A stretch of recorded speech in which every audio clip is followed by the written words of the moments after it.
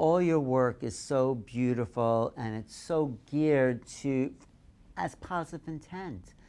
But you have a subject that, I don't know, it seems to come from somewhere, oral sex. Why did you pick the topic of oral sex? And how does this fit into your overall ideas of communication and love?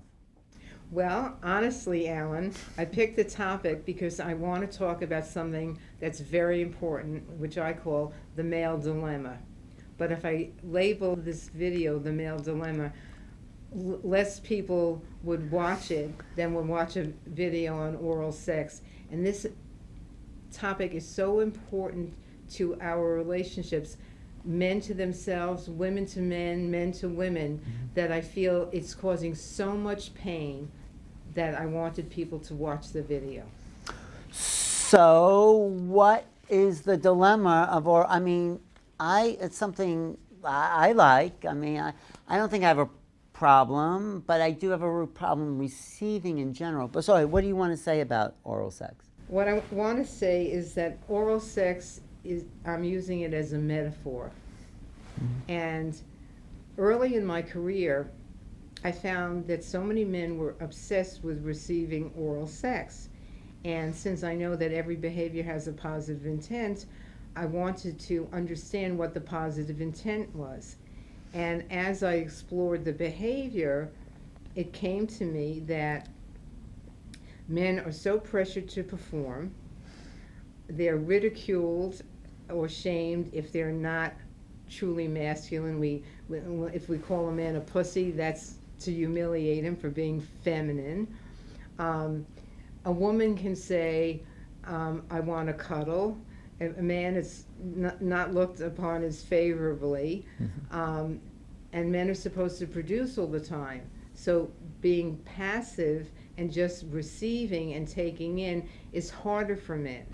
It's harder for them to sit back and receive pleasure. Yeah, and it's a combination of having testosterone, which does make you more, I call assertive, not aggressive. So what I found is that our genitals are a source of great pleasure, but they can also be a source of shame because they have to do with bathroom stuff. And, you know, women who feel a lot of shame don't want anybody to perform oral sex on them because they see their vaginas as ugly and smelly.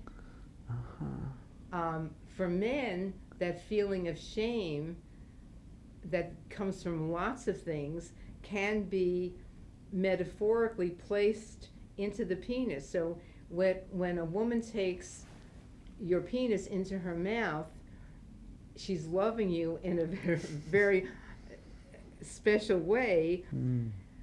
For men who feel a lot of shame, and men who feel that they have to be producing and doing and performing all the time, it's a time that they can be passive and receptive and still be masculine. How does that reply to men in general and to receiving? Okay, well, I just want to add one thing, that when I talk to men or work with men who have problems with erections, it's the most humiliating thing for them. A lot of men can have erections when they have oral sex, but not when they're trying to have intercourse. So that's another reason that the oral sex is so compelling. But what's happening is, I always say that every obsessive or compulsive or addictive behavior becomes repetitive because it's not designed to really fulfill the positive intent. How does that apply to oral sex? Okay, so if you have shame and you feel that you're not allowed to receive, then you will compulsively want or obsessively want oral sex because that isn't getting to the bottom of the issue. It's the same thing as a woman who is lonely and starts to fill her emptiness when she's binge eating, but binge eating doesn't really take away her emptiness. Or masturbating, actually, right? Because people get into a habit, Right. and Yes. they get locked into a way of being. Right. So, so